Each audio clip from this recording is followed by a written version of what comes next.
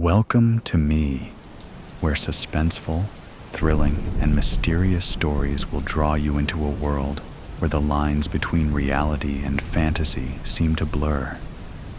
When the night falls, when all the sounds gradually quiet down, leaving only your own heartbeat and breathing, that's when these stories begin. Tensions, unsolved mysteries, moments that will make you hold your breath in fear or curiosity, all are waiting for you ahead. Find a comfortable seat, dim the lights, and let this sound guide you on a journey that is not for the faint of heart. I want each of you to leave a comment sharing where you are in the world. And if you are enjoying the episodes, don't forget to give a like and subscribe to the channel now. Relax. Are you ready? If so, join me in the first story right now. Jolt Bailey settled into his window seat. He watched other passengers navigate the aisle with their carry-ons. He saw a pretty young woman in sweats making her way toward him. He thought, "Where have I seen her?" He knew they hadn't met. With hardly a glance, she slid into the seat next to him, strapped herself in, and focused on her cell phone. Bailey stared out the window at airport staff prepping the jet for takeoff. Flying was a necessary evil for him. Its charms had faded years ago, but long overdue. He needed this trip. Hearing laughter, he turned toward the woman. The cause of her humor eluded him. Sensing his attention, she turned. "Can I help you? I'm sorry. I heard you laugh, and I was curious. Not that it's any of your business. I got a text from my agent." "You're right. None of my business." She turned away. Bailey said, "I know this sounds stupid, but do I know you? You look so familiar." Suppressing annoyance, she sighed. "You're asking me if you know me? Oh, for the good old days of trite pickup lines. No, really, I'm not. I wouldn't, not with that line." He laughed. "But no, I'm married, not hitting on you. But I could swear," she sighed. "You watch TV? I was in a movie last season." "Ah, right. Okay, cool. Sorry to bother you." Seeking distraction, he fiddled with the video display. Flight attendants worked their way up the aisle. They checked the overheads and confirmed that everyone was securely strapped in. The captain made announcements. Bailey checked his cell phone. An attendant asked him to shut it off until after takeoff. "Of course," he said. He placed it into his jacket pocket. All had settled. The plane began to taxi. Bailey corrected his perception that the exterior was moving and not the plane. Gets me every time. Once airborne, I can relax. The plane paused and then continued rolling forward. The woman turned to him.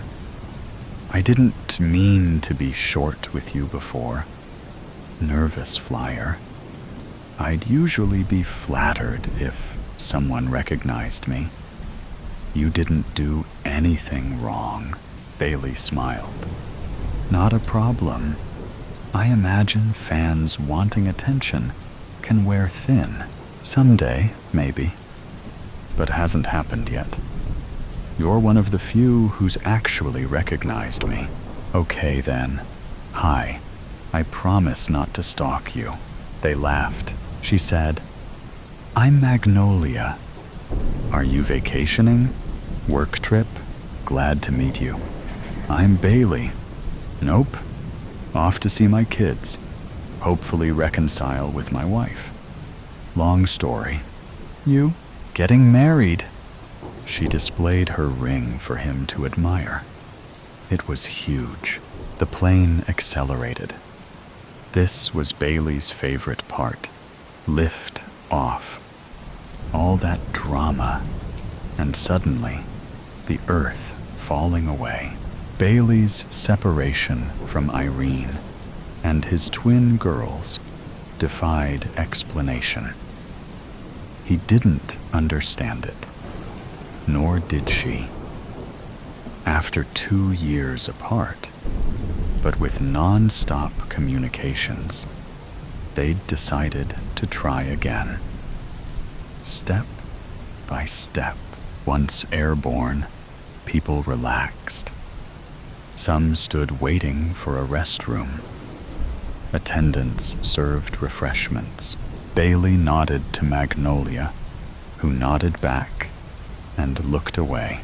A few minutes later, she became visibly agitated. What's that sound? I don't hear anything odd. You don't? Is that smoke coming from the wing? No. We're going through clouds. Her anxiety seemed to pass. Bailey tried reading. He stared out. Clouds and terrain passed beneath them. He thought about his family. The girls were getting big, about to start school. He dozed. A jolt spilled his water. Someone screamed. Magnolia grabbed the armrest. Bailey thought, air pocket. Normal. With another jolt, the engine sounded ragged. The jet rolled, and more screams followed intense turbulence. Someone fell. People braced themselves. The loudspeakers squawked noise, but no information. Bailey secured his seatbelt and saw Magnolia now crouched in a fetal position. Bailey touched her shoulder. You okay? She said. Yes. No. No. I'm a mess. Can I do something? No. It's too late. There's nothing. No one. Barely able to hear her. He held her shoulder. She babbled. He said, talk to me. I can listen. She stared with wild eyes. The jolts increased. She gasped. I doubt you. You have no idea. He agreed. Holding his gaze, she leaned in. My life's a shambles. I've hurt too many people. Used them. Betrayed their trust. Ruined lives. I stole things. He tried to relate. I'm no saint. You don't get it. Can't. Not talking about a lapse or some white lie, but a pattern. Committed crimes. Horrible. Looking down, she steeled herself.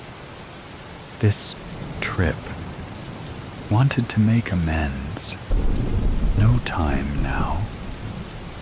Need to tell someone. She squeezed his hand. The plane shifted, and they held on to each other. Everyone was screaming. Overhead compartments opened. Luggage rained into the aisle. It felt like the plane was breaking up. He held his focus. Shouting, he said, You want me to listen? Let me let it out. She sobbed. I've been vicious. Left people broken in the gutter. Inexcusable. He recoiled, but increasing her grip. She pulled him closer.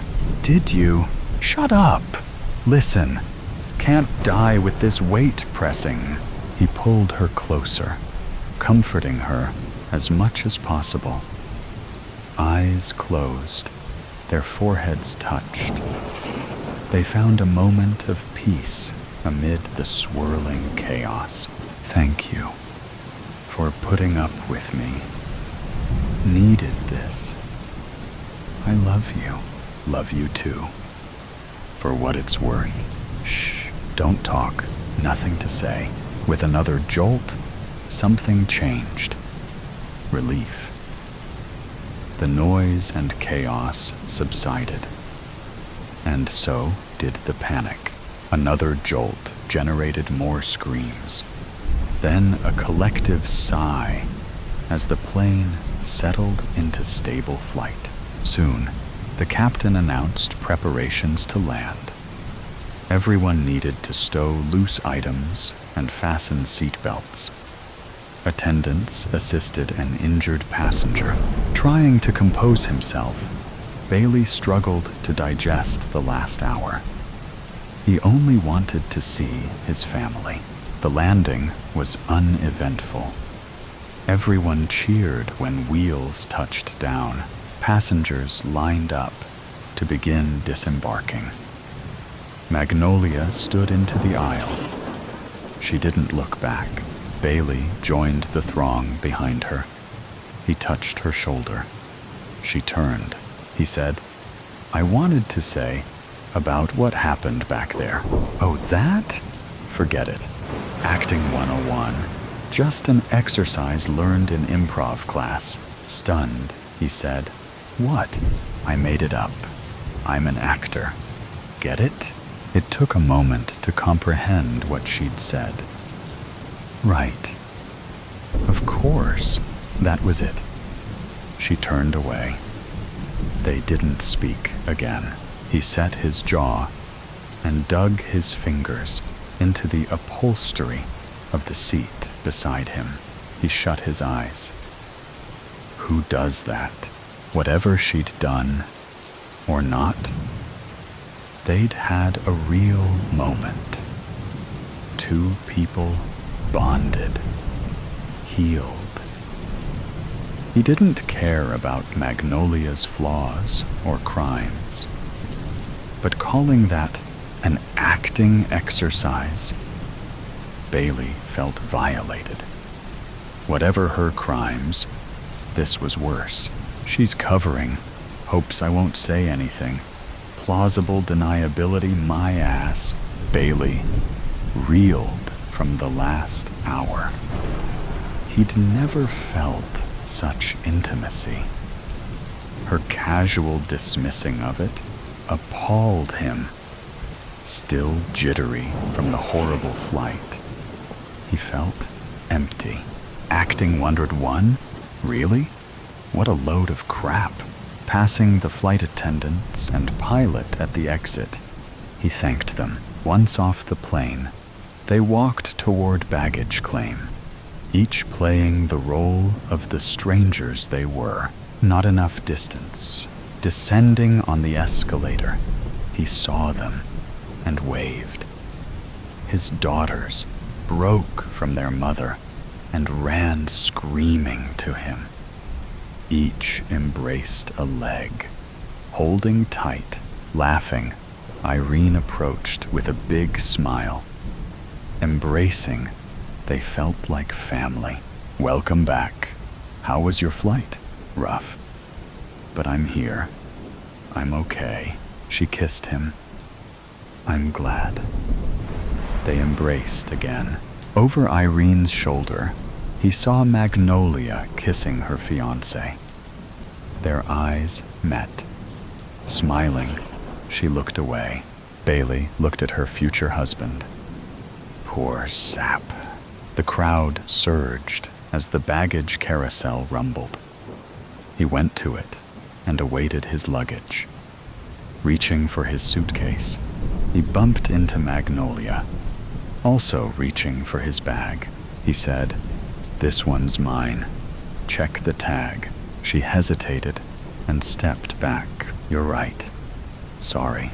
He hoisted the bag onto its wheels and walked to join his family. Nothing more to say. The above story ends, but the suspense and thrill have never stopped. Right here is another equally interesting story. Please continue listening. Rankor. Burning. Running down the train's aisle. Sable had to try her best to avoid people. Unfortunately, she had to push some people out the way, praying to whoever was listening that she hadn't hurt them. That's not what she wanted. She took one quick moment to look back, only to see the strange man in black still chasing her. Letting out a frustrated groan, she moved her focus back to the path in front of her, fast enough to see the upcoming obstacle, the dinner cart. Every afternoon at 1 p.m., one of the staff members would bring around the lunch cart. Sable was many a time excited to see this, but today was a different story. It now stood between her and her life. God damn it! She had to think fast, looking to the sides she thought about, maybe climbing the seats. But she thought better of it. It would take too long to scramble over them. No, the only way was over the cart. Someone was definitely going to get hurt this time. The lady that was serving lunch bent down to get something for someone from under the trolley. This was her chance. She placed her first foot on the poor lady's back, shouting an apology as shocked gasps were let out around her. Her other foot landed steadily on the top of the cart, jumping down. She landed on 2 feet, but wobbled forward, steadying herself on the arms of the chairs in front of her. But she knew she couldn't stop. Looking back again, she noticed the man in black was now fighting with people beyond the cart, smiling to herself, knowing this would but her. Sometime she kept going. When she got to the connecting door, she frantically pushed the release button. The door whizzed open. Scrambling inside, relief flooded her body when the door sealed behind her. It was only when she turned that she found herself in an empty carriage. Panic set in again when she realized that there was nowhere to hide in here. She knew her only option was to make it to the next carriage and hope to everything good that there would be somewhere to hide in there. But Sable only made it halfway to the door when the whole train jerked violently. So much so that it threw her off balance and she stumbled to the floor. To make matters even worse, as she was starting to stand up, all the lights completely shut out. Her first thought was that the energy field that kept the train safe out here in space had failed. If she wasn't terrified before, she was now for a completely different reason. Hearing the whiz of the door that she had just come through, she spun around to face it. But the darkness of the carriage was too much for her to even see her hand in front of her face, squinting as if that would make it easier for her to see. A white, hot flash lit up the entire carriage. It was only a second, but she could hear the strange man's hurried footsteps coming towards her. She knew she had to move forward. As quickly as she could, without knocking herself out, she felt for the sides of the carriage. She listened and heard the footsteps stop. Now the only sound was heavy breathing from both parties. She didn't know what to do. Her mind was racing too fast. She could make a run towards where she thought the other door was to the joining carriage. But what if she tripped or ran into something? Then the strange man in black would definitely know where she was. Just like before, there was a 1-second flash of hot white light. She caught a glimpse of the man who now stood in front of her, in the middle where she was once stood. Although this time, he was facing the wrong way. And so, luckily, he didn't see where she was this time. Lightning. That's what the flashes were. It must have been a power surge that had stopped the train. At least, that was one less thing to worry about. This was like a nightmare. And just when she thought it couldn't get any worse, a red glow of the emergency lights just above Sable's head flashed on her face. She couldn't move. She was frozen in place, like a statue. He would surely see her now. She wished for the lights to go back out before he turned, but it was too late. Looking back, she saw the man was now staring right at her. The look on his face said everything that Sable needed to know. Panic set in again, and she tried to think of what to do, how to get out of this, but her brain was scrambled. The man started to charge, seeing her life flash before her eyes. And that's when it came to her. A month earlier, she had been running from the man in black for the first time. Ever since she had boarded the train at Lorth, she had felt like someone was watching her, which then had escalated to her finding out that someone was definitely following her. She had sneaked onto the train, more than ready to start her new life. 2 years ago, she had seen off her twin brother, Sky, and his partner, Jess, who were to travel to Rankor first. Sable had to stay behind to sort out some debts before she left Lorth, which was easier said than done. It was when she started to rank in more debts that she decided that she was done. She missed her brother, and so she would get on the light train no matter what. She tried to hurry down the aisle, but she didn't want to bring any more attention to herself than what she already was. Sliding into the first available seat she came across, she sunk into the fabric, trying to make herself as small as possible.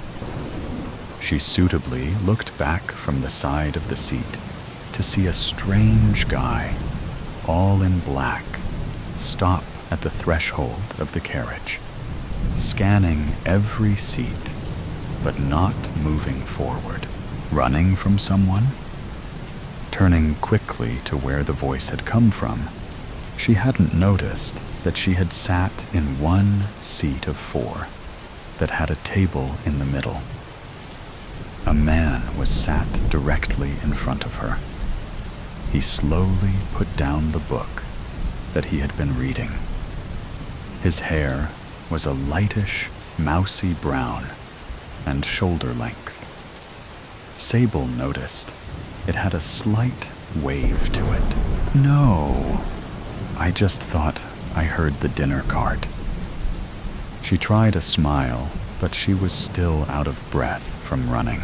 Liar. The stranger leaned forward, placing both his elbows on the table that separated them. You were running from someone. You tried to make it not noticeable, at which you failed miserably at. It was quite amusing, actually. Besides, the lunch cart only comes around at 1 p.m. sharp. Has done for the past 2 weeks we've been on this train. Sable squinted at the man as he smirked at her. She could have sworn that as he bared his teeth, she saw 2 fangs at either side. So what are you going to do? We're only 2 weeks into our year-long journey to Rankor. You don't know how far you can run in this tin can. They're going to catch up with you soon enough. Sable looked to the side, trying to avoid the question. This was the first window Sable had come across on the train. Hiding in the luggage compartment, had no way to see outside. And she hadn't really had time to concentrate on her surroundings while running. She didn't know what planet they were passing, but it was beautiful. Past the energy field that surrounded the train, that shimmered of iridescent pinks and yellows. The massive planet just beyond them was a tan color. Its clouds were splodges of bright orange and dark pink.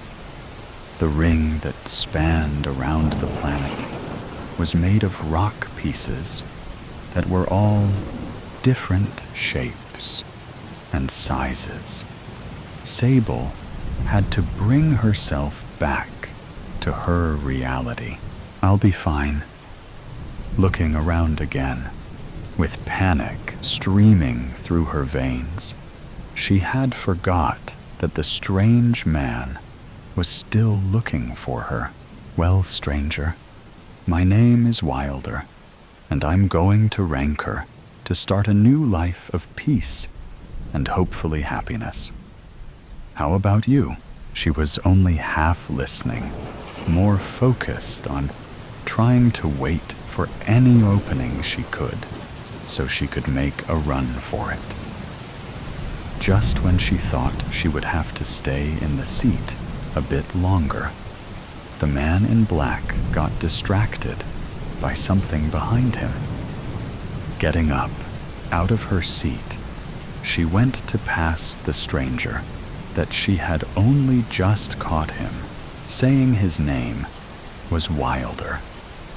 She wasn't trying to be rude, but she had no time to make friends right now.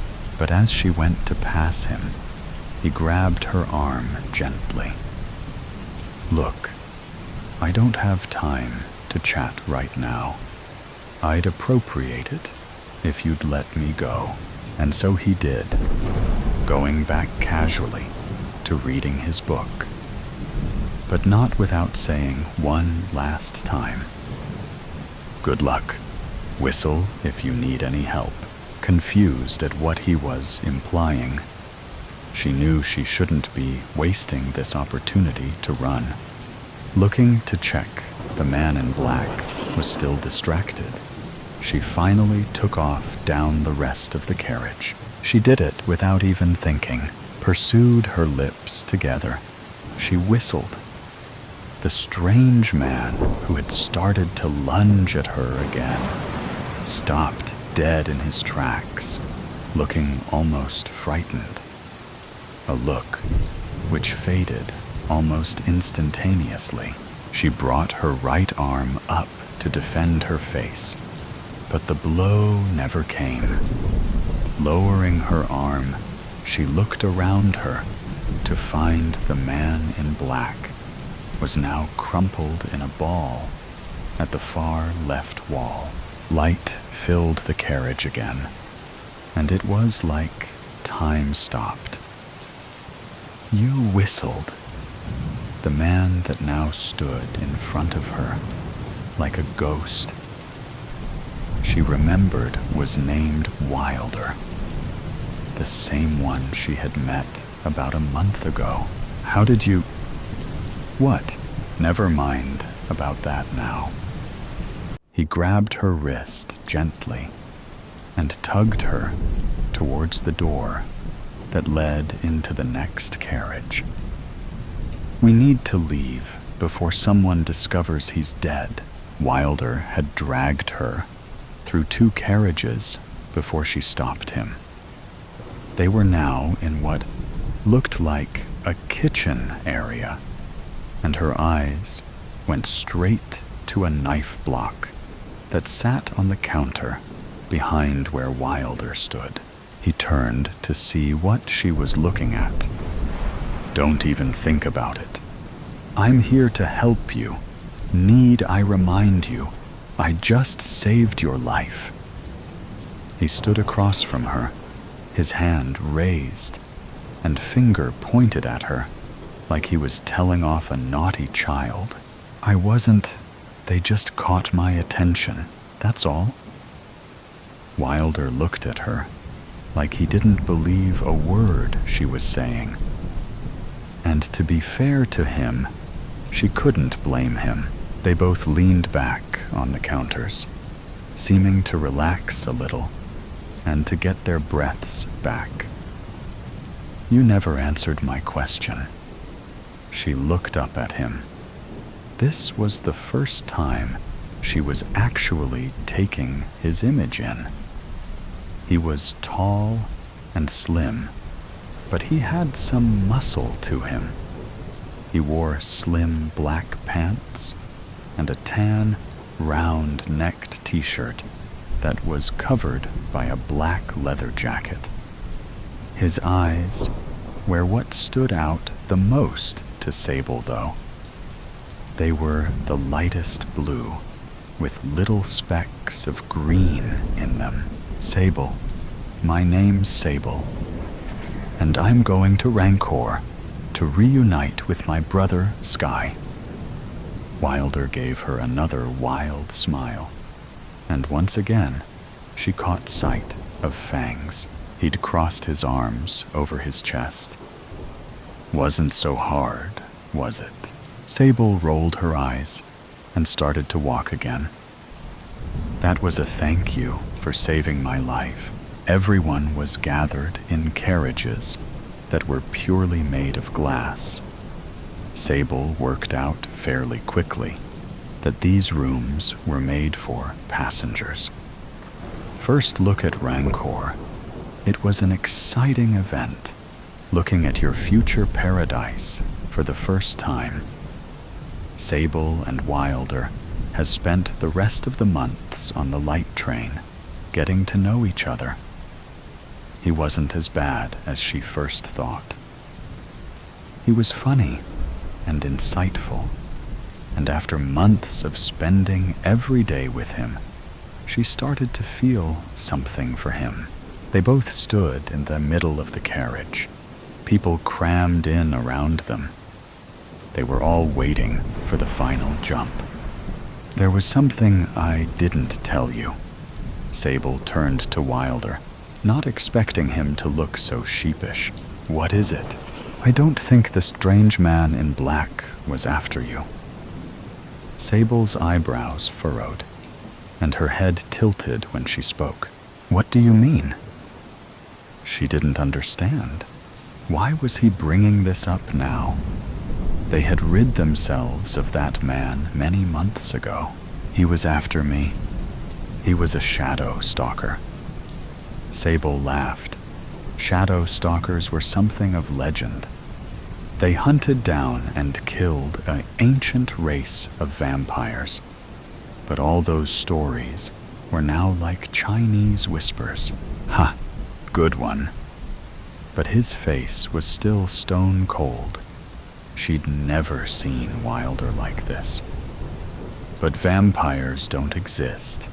Wilder, stop being silly. We're supposed to be having a good moment. They do exist. I do exist. Sable, unconsciously, took a step away from him, just as the light train jumped, and everyone around them started to cheer. But they were only looking at each other. Confusion crossed her face when she came to a realization. The fangs, when you smile. Wait. But if he was after you all this time, then why did it seem like he was always following me? Wilder tried to walk towards her, but Sable just took another step back. Because it was me who was following you, which in turn meant that he was only technically following you. Her breath started to quicken, but she was suddenly distracted by the intense orange glow that was reflecting in Wilder's eyes. She hadn't even noticed that she hadn't been paying attention to anything but the man, if you could even call him that, in front of her. Turning quickly, the screams and sobbing of everyone around her filled her ears.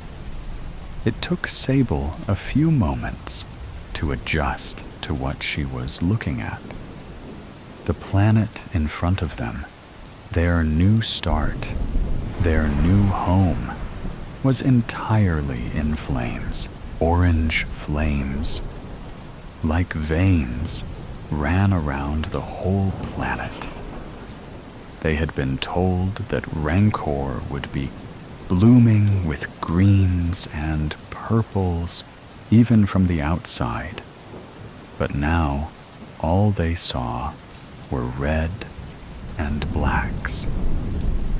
Sable didn't know when she had reached for Wilder's hand, but the only thing she could feel was his gentle squeezes to keep her grounded.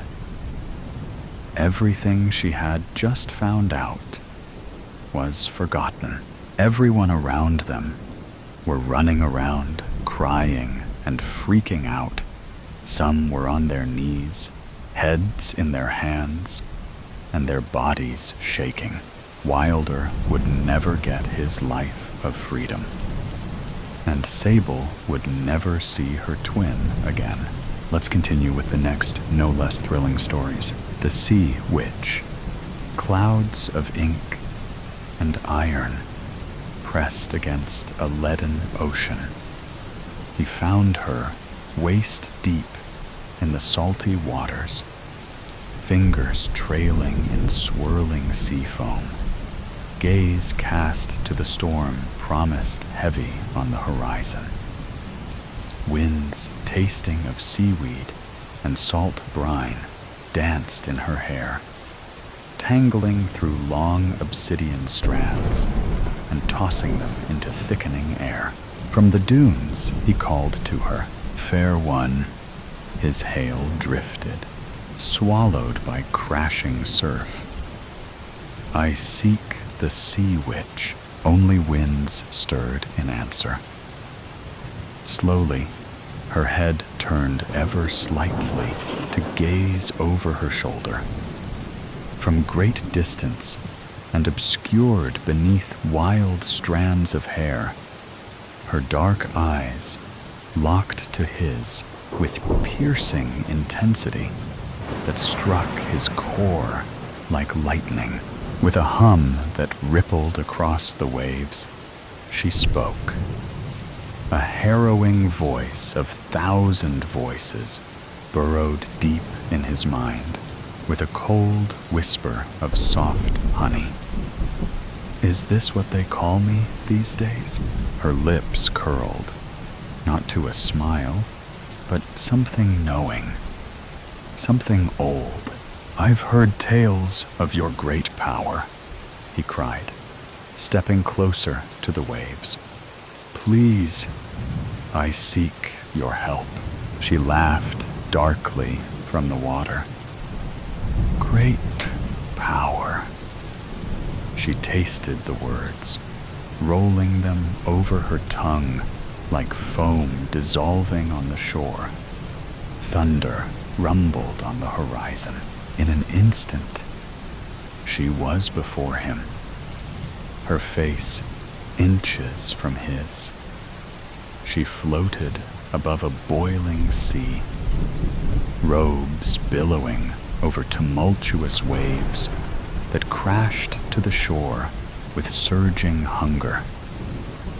Energy crackled in the air, charged with a deep pulse that rivaled the burning winds. Her hair spiraled in silken waves before her, caressing his face, and her eyes, deep and endless, burned with intensity that could sink the largest of ships. And did they call it great? She whispered, her voice of 1,000 voices quaking earth and thrumming his bones. When they led me to the pyre, the wind howled, tearing at his clothes, the salt stinging his eyes. Did they call it great? She continued with increasing intensity.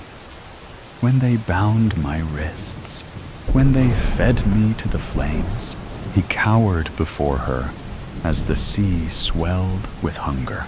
I surely think not. She rose higher, straightening her form, bare feet brushing against churning waves. And yet, still, here they slither to me, mewling for party tricks. She looked down upon him with her chin raised. Tell me then, boy, she spat, laced with mockery. What is it that you seek? Gold? Fame? Power, perhaps? She tilted her head. A place among kings? She laughed, and sea spray pelted his skin. With a forearm, he shielded his face and cried, Please, I know not of your past, wise one. The winds raged around him. I seek a cure. My love is plagued with an illness that no medicine or healer can rid. I cannot bear to live without her. The winds slowed, the waters calmed, and slowly the sea witch descended. Her feet sunk in swirling sands beneath the surface, her dark hair to her sides. She eyed him thoughtfully, weighing his words. Cannot live without her, she echoed. Just one voice falling from her lips, in stark contrast to the thousands before. Quiet waves lapped around her calves. And this woman, she is your great love? He ignored hairs pricking on his neck as her gaze bore into him. She is everything to me. She studied him, robes billowing in soft winds. Yes, she said quietly. This I will do. Oh, thank you, he cried, falling to his knees in the water before her. She narrowed her eyes, looking down upon him. But there is always a price. Oh, yes, of course, he stammered, scrambling in his pockets. I have money. Her voice of 1,000 voices cracked like thunder. I do not deal in coins, foolish boy.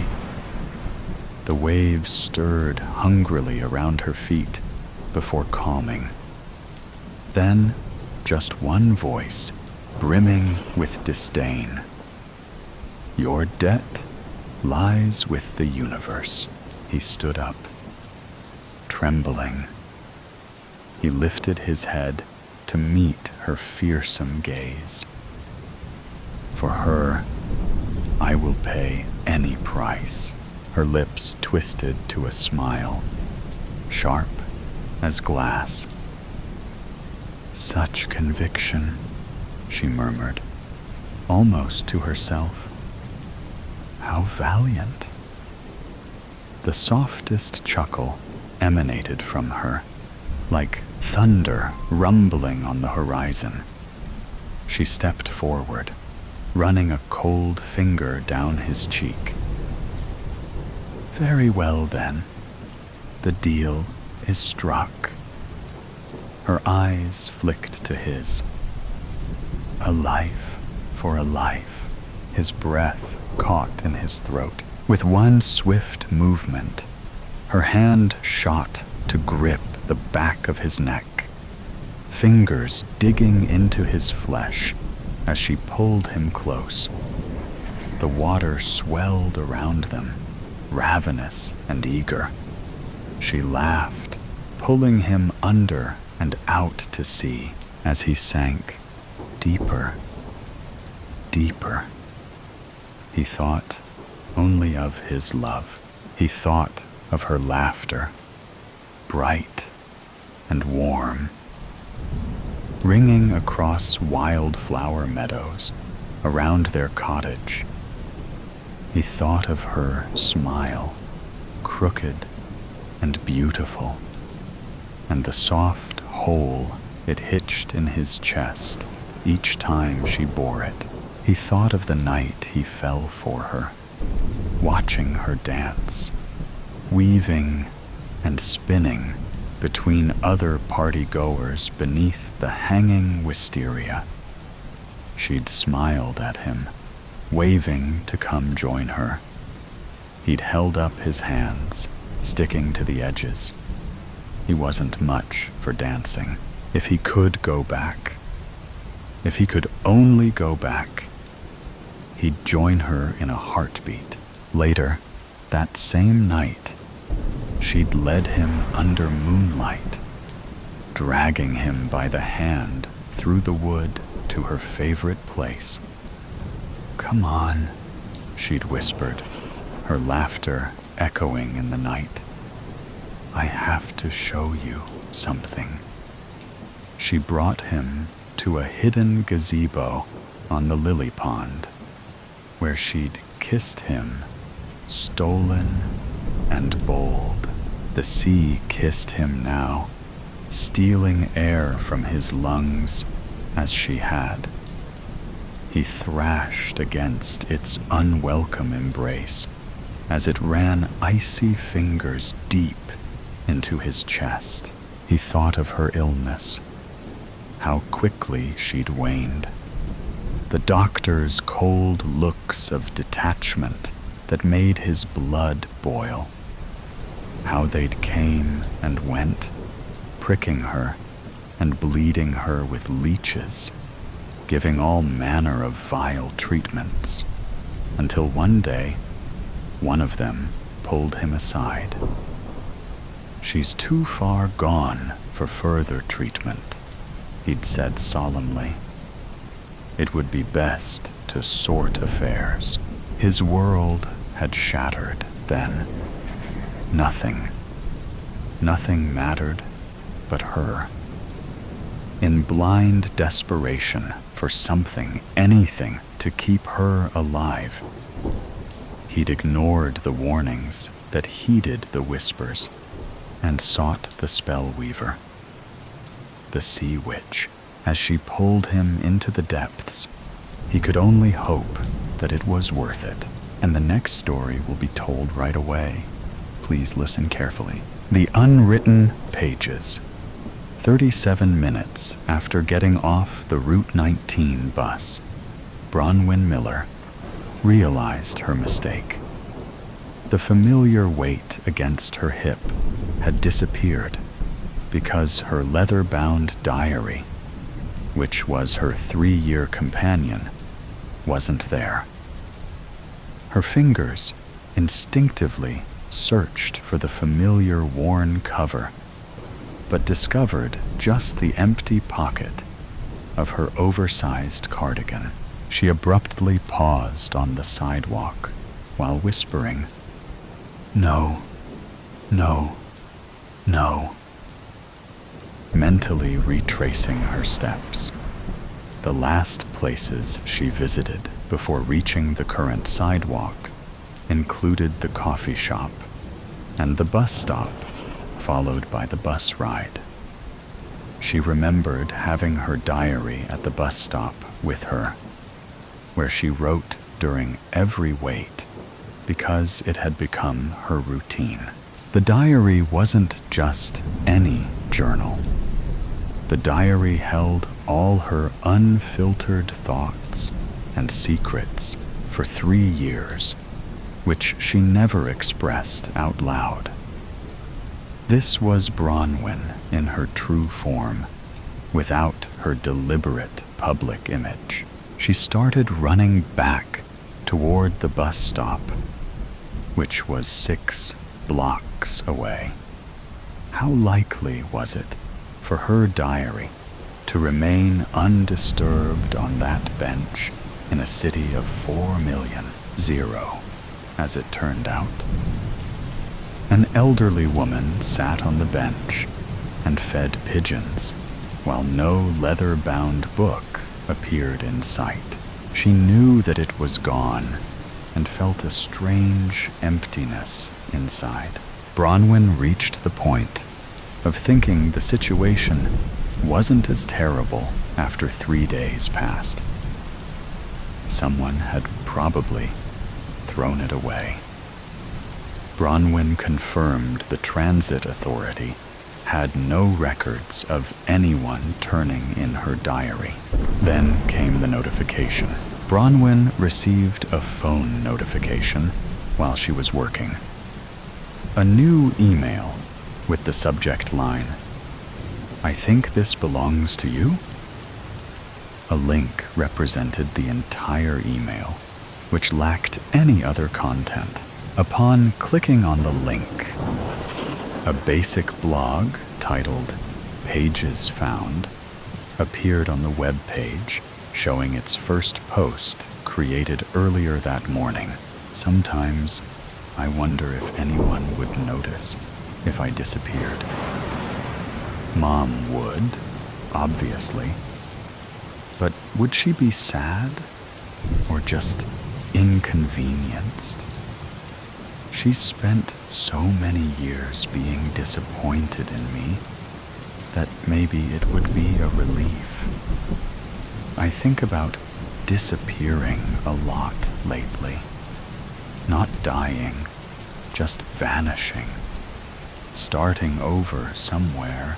No one knows the Bronwyn who always messes up. Her heart stopped. She'd written those words just last week, following her argument with her mother. The words matched exactly with her diary entries, which she had written by hand. As she scrolled through the page, she discovered 3 new entries, which contained her personal reflections written during the past month. The content hasn't reached extreme damage yet, but it's personal enough to make her feel exposed. At the bottom of the page was a comment box, and above it, a message. Bronwyn, if you're reading this, comment here. We need to talk about what you wrote on your remaining pages. She didn't sleep that night. She kept refreshing the blog compulsively while watching another entry show up. I had that dream again, where I'm giving my presentation and realize I'm completely naked. Dr. Winters says it's about vulnerability, about my fear of being exposed. How ironic is that? I pay someone $200 an hour to tell me I'm afraid of people seeing who I really am. Maybe she's right, though. I've spent so much energy crafting this competent, put-together version of myself. What would happen if people saw the real mess underneath?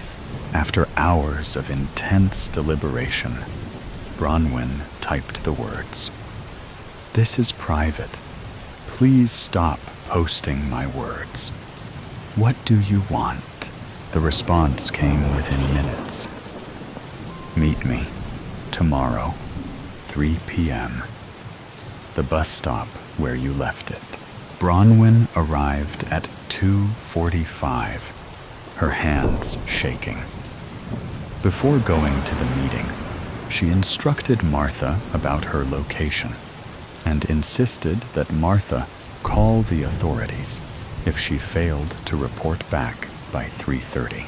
At exactly 3 o'clock, her phone buzzed with another link. "I see you, Bronwyn. I've been watching you for a while now, even before I found your diary. You take this bus every Tuesday and Thursday. Look to your left, at the cafe across the street." Through the cafe window, she could see a figure holding up what appeared to be her diary. Her heart raced as she stood at the curb, until a gap in the traffic opened for her to cross. Bronwyn identified the figure sitting at the window table as she walked closer. "Eliza," she said in disbelief. Bronwyn's quiet marketing co-worker, Eliza Chen, sat down reading Bronwyn's diary. "Why?" was all Bronwyn could manage. Eliza pushed the diary toward her. "I found it. I opened it to find out whose it was. And once I realized it was yours, I should have just returned it. But then I read a bit more." She paused. "You wrote about feeling invisible, about no one really seeing you. So you tracked me down to publish my personal feelings on the internet?" Bronwyn hissed. Her face flushed as she confessed that she knew what she did was wrong. "But I recognized myself in your words. That feeling of being invisible, together with the necessity to hide behind a facade. My intention was to demonstrate that someone truly saw you and listened to what you said." "You thought what? That I'd be grateful?" Bronwyn snatched up her diary and held it close against her body. Eliza didn't know what thoughts she had and looked down. "I've taken the blog down. All the posts are deleted. Your words made me feel connected to you. My whole life, I've felt as though no one would even realize I was gone." "What you did was a violation," Bronwyn stated firmly. "You had no right." "I know. I'm sorry." Eliza spoke once more when Bronwyn began to walk away. "There's something else you should know. On page 43, you stated that you haven't encountered anyone who truly understood your feelings.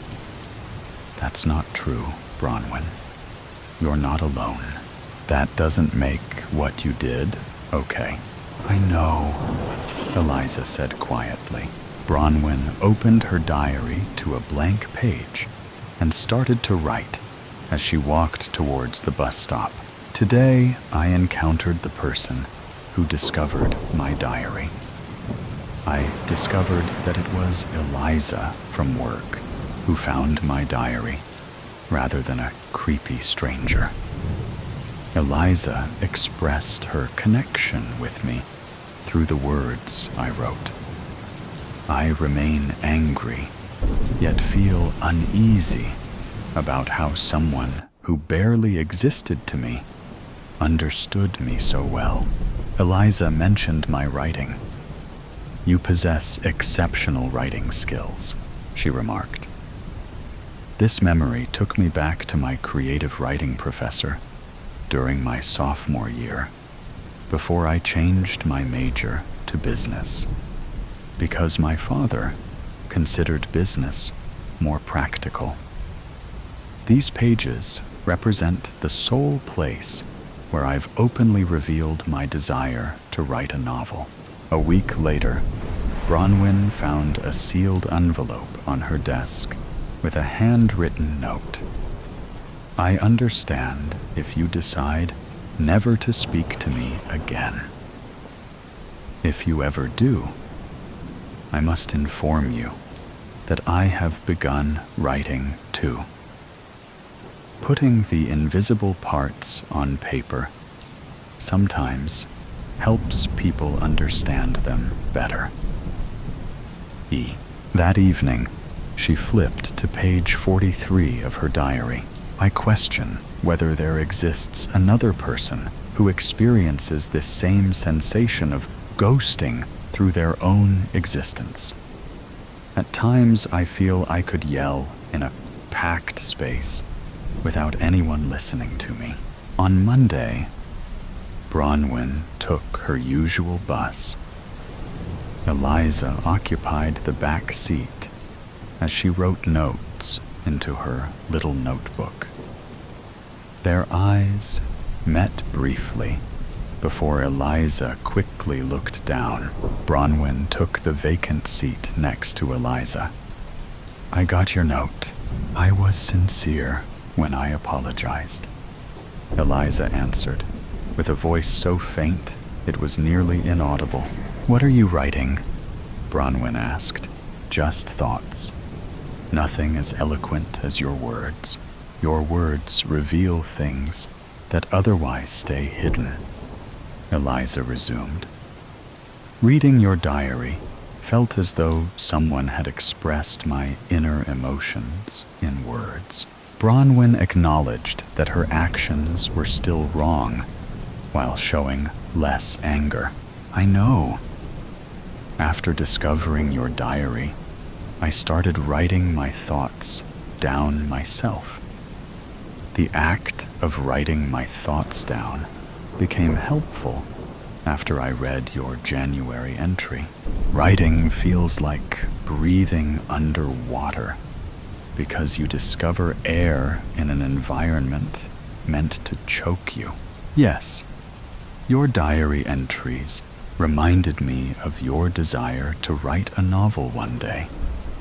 This story is about all the characters you've been imagining since childhood. Bronwyn felt her face flush. Those were private dreams she'd almost forgotten. Eliza said softly, You know that you can do it. Your diary entries read like literature already. The bus came to a halt at its regular destination for Bronwyn. She decided to remain seated instead of exiting as the bus started moving. 6 months later, Bronwyn sat across from Eliza at their regular cafe table by the window, the same table where they'd had their confrontation. Bronwyn declared, I finished it, while pushing the manuscript toward Eliza across the table. All thanks to you. Eliza picked up the stack of papers, reading the title page. The Unwritten pages by Bronwyn Miller. Their initial coffee meetings, which started cautiously, developed into both a genuine friendship and a creative partnership. They gathered every Tuesday evening to write, with Bronwyn working on her novel, while Eliza focused on poetry. Bronwyn announced, after taking a sip of her coffee, that she planned to send her manuscript to the literary agent they met at the writer's workshop. Eliza remarked on the strange way things come together. The moment that brought us together happened because you left your diary on the bus stop. Bronwyn joined in with a playful grin, saying, You were such a creepy stalker. I prefer to think of myself as the universe's extremely flawed messenger. Eliza's expression grew serious. What drove me to give you back your diary was something you'd written about your dream to write a novel, but your fear that no one would want to hear your voice. Your diary entry revealed your dream of becoming an author, yet your fear held you back. I came to understand that I was reading the thoughts of an individual who possessed valuable insights, but doubted anyone would listen to them. That night, Bronwyn opened her original diary and flipped to the last page where she started writing a new entry following her confrontation with Eliza. She went back to read her thoughts from 6 months prior. I don't know if I'll ever fully forgive her, but today I understood something. The experience of being truly seen can evoke simultaneous feelings of fear and awe. Beneath those words, Bronwyn added, "Today, I finished my novel." Sometimes, the worst moments in our lives become doorways to the best ones. Sometimes, a stranger becomes the friend who helps you find your voice. And sometimes, being seen is exactly what you needed all along. She shut the diary softly because she was no longer fearful of its contents or the consequences of someone reading them. The words had served their purpose. They had guided her home to herself. Just when you think all the weird stuff has been told, the next story will make you think again. Shadow, Hounds, endless void out the window. You can hardly tell whether there is some kind of space whizzing past, or trees, or the gullet of some fantastically huge animal. Being able to see the stars helps, but the roof of the car keeps getting in the way. The landscape keeps shifting from open to covered. You think you remember Mom saying you would be driving through some forest soon. You can't sleep. Days in the car, and everything is stiff and sore. A few more hours, they say, like they mean it. I mean, you knew it would be a long trip. Cross country is a long way to go. But staring out a small window at passing scenery that largely doesn't change from state to state is mind-numbingly boring. A flicker in the corner of your eye, but you know better than to turn your head. You might be tired, 3/4 asleep, but you know you aren't seeing things. Your heart speeds up. Your breaths quicken. You strain your peripheral vision to get a better idea of what is running alongside the car. Again, always at night, especially in the darkest places, a nightmare of sleek muscles, open, panting jaws, and long legs ending in what looks like razor-sharp claws, all ebony black, invisible if you looked at it dead on. No discerning features in the blackness. Nothing you could pinpoint to show someone else the demon dogs running next to the car. And yes, dogs. Sometimes it was just one. And how you know it's the same one all the time, you'll never be able to tell. Other times, there are several. Considering their color and tendency to sort of bleed or ooze over each other, It's impossible to tell exactly how many there are at times. They run constantly beside the car, seeming to brush up against it at times. They don't make any noise. You can't tell if they are physical things, though the fact no one else sees them and they disappear in any light says something. Their slavering jaws drip, though it doesn't smear on the glass, nor does their breath fog the windows. They just are. Nothing about them really screams menace, despite how they look. They don't pay attention to the occupants of the car much. Don't seem to notice when you try to avoid their eyes.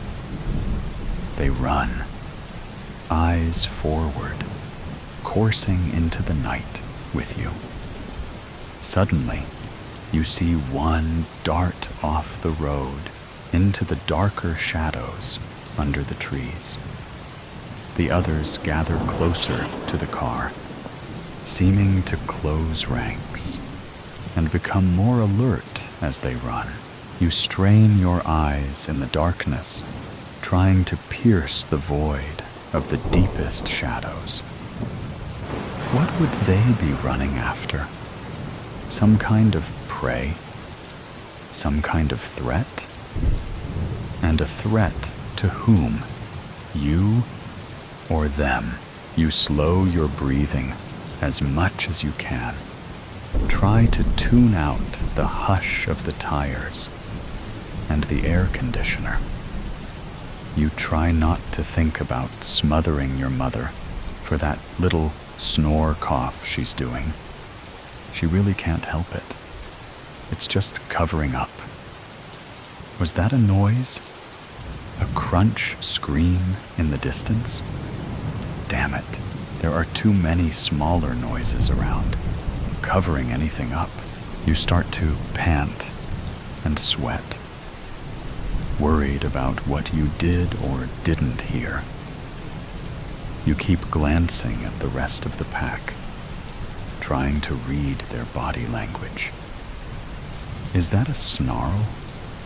Is that one staring off into the woods or ahead of the car? Are they moving closer, more carefully, or picking up speed again and relaxing? An interminable amount of time later, the other shadow hound suddenly bounds out of the blackness ahead, turning sharply to take up his place in the pack again. You scan him, looking for any sign of what happened. Then you laugh at yourself, because how can you tell if a shadow is bleeding or hurt? You relax and start to drift off, finally lulled by the swaying of the car and the shushing of the tires.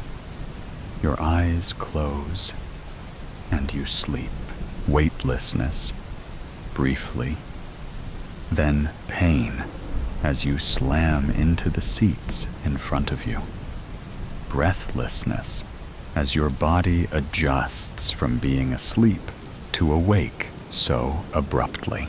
You scramble upright, or as upright as you can get, trying to get your bearings. The car is twisted around, now facing the woods across from where you were traveling. You can see skid marks, and the front of the car is all banged up, like you hit something. But there's nothing in the road, nothing in front of the vehicle. You check on your parents. They're fine, but look like they got knocked out during the crash. They are both bleeding a bit, but nothing seems serious. You try to gently wake them, but don't want to accidentally hurt them. You look around for your phone, remembering you need to call for help. As soon as your fingers touch it on the floorboard, you feel a growl in your chest. Then, you hear the deep grumbling from outside the car. Snapping upright, you look frantically around in front of the car, looking for whatever made that malicious sound. You see nothing until you catch a flicker in the corner of your eye. With dread, you make yourself focus on your peripheral vision, scared to see what is making the sound. It's big. You can almost catch glimpses of scales as it moves, gliding around the light. This one, whatever it is, does seem to have mass. You can see the trees shifting and swaying, like there is a breeze blowing through them, but only as it passes. The others are still as stone. You check quickly around and don't see any of the shadow hounds. Were they scouting for this thing, leading it to you somehow? Did this thing kill them all? Or did they run when it attacked your car? Because you're fairly certain this is what caused the collision. Impossible to tell. You couldn't even tell whether they acknowledged your presence or not on the road, other than as an object to race, a sound, a whistle that turns into a high-pitched giggle, a howl and shriek, all in one. It repeats around the little clearing, growing louder and more melodic, until it stops. Suddenly, you see the hounds lunging and leaping. Trying to keep track of the movement is impossible. You can only catch tiny fragments of glimpses from the corners of your eyes, but you can hear the yips and snarls, the sound of impact from the tussle. Eventually, there is a deeper, pain-filled snarl that rends the air, then crashing and banging through the trees as the high-pitched howl shriek begins again. This time, sounding triumphant. You sit there, breathing slowly as you strain to listen. A huff at the window, a brush of almost fur against that side of the car. You slide your eyes that way to see as much as you can out of the corner. The biggest hound, the one you consider the leader of the pack, stares back at you and slowly blinks. He nods, and you nod back, grateful for the protection. Your parents start to stir and moan, and you remember your phone. You look down to dial 911 and glance back around you as you start to talk to the operator. You can see the pack out there, taking up a defensive perimeter. You sigh and relax, knowing you are safe from any more dangerous shadows. The Alpha stands to the side, taking up an outer perimeter watch. He looks back at the car, knowing that soon it will be time to bond with his mage. She's almost ready. The attack tonight was proof of that. But she is strong. She did not panic, did not scream. She trusted them. He knows they will have a strong bond.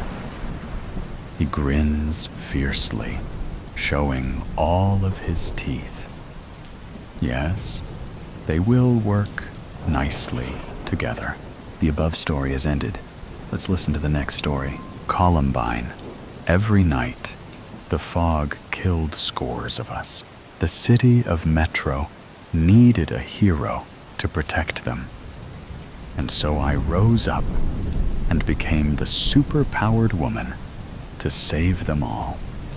I am Maverick, named for the city's most usually seen creature of flight. My civilian identity is Cora Neely. When I took up the mantle of the heroic Maverick, I left behind my former mundane life as a citizen to combat crime in all its insidious forms. I usually triumphed, earning the keys to the city. I met more than I expected when I encountered someone called Columbine. Columbine was my arch foe, a foe of extraordinary caliber, if one were afraid of clowns.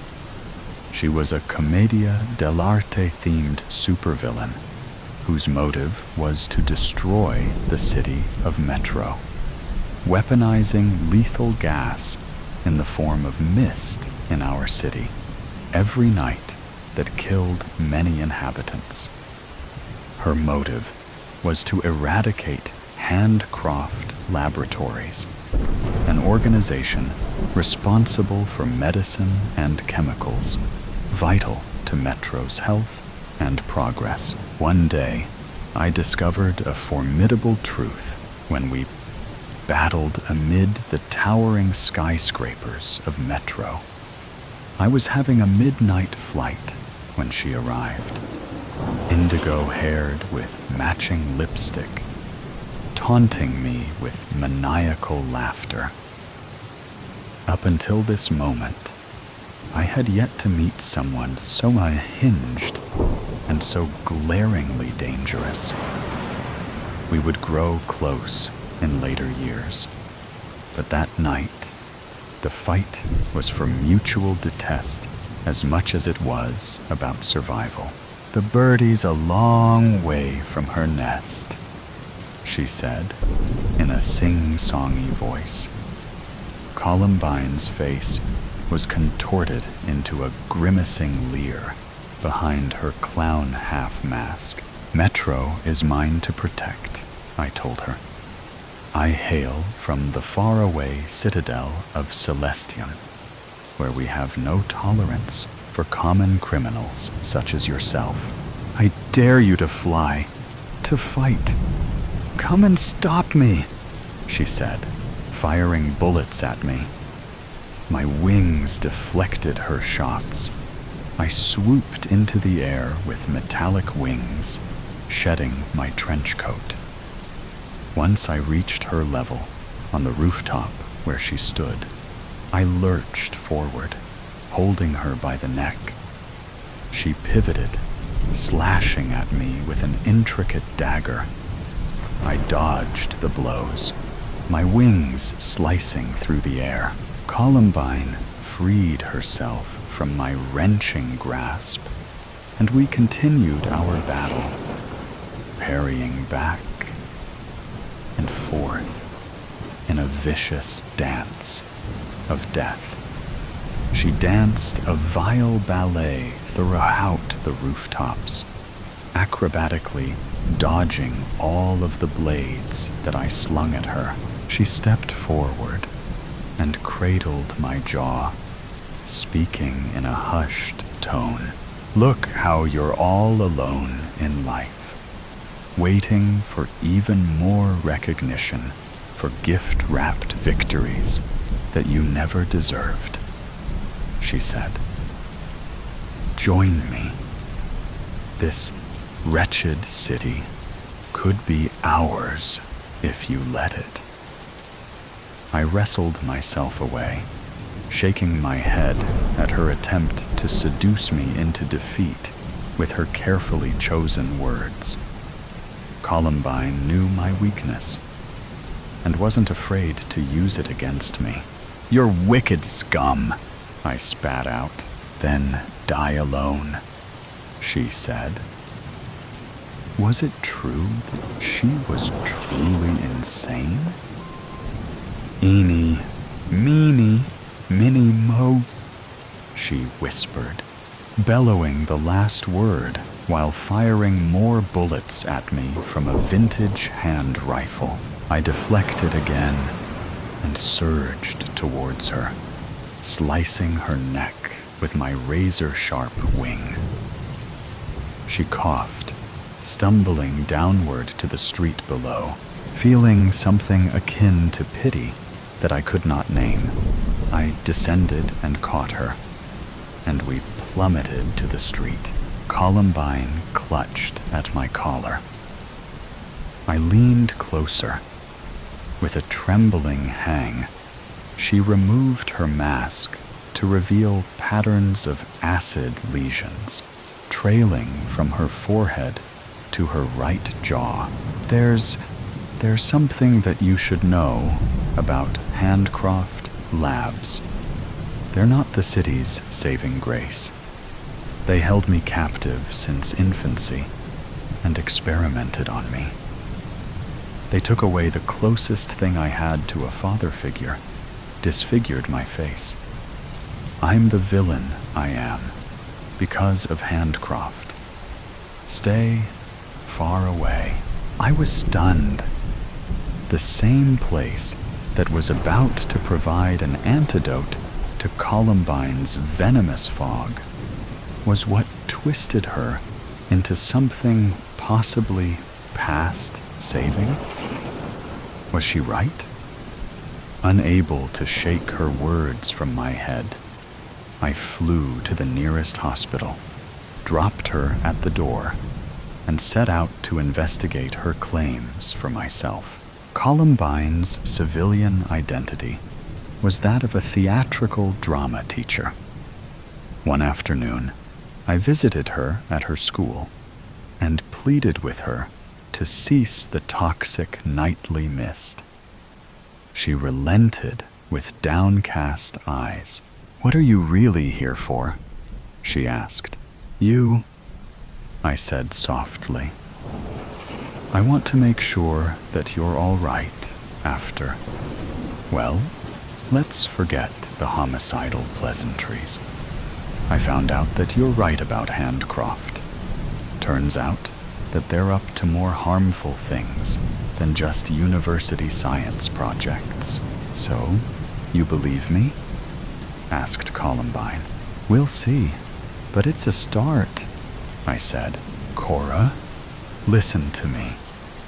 When this thing," she gestured to her mask, "this Columbine thing takes over, I can't control."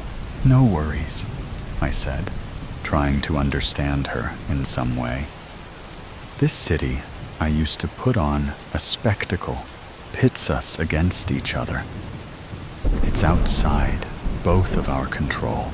As time went on, we continued our game of fighting and alternately reconciling, with no conclusive winner every time.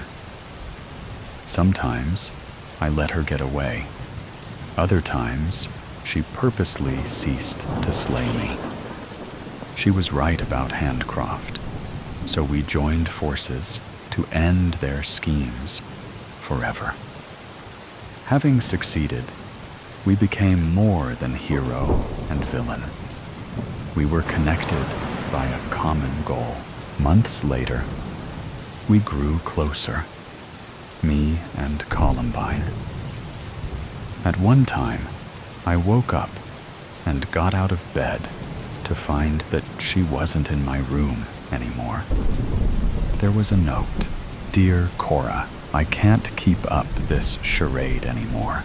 I have to go after an enemy of yours on my own. I'm sorry.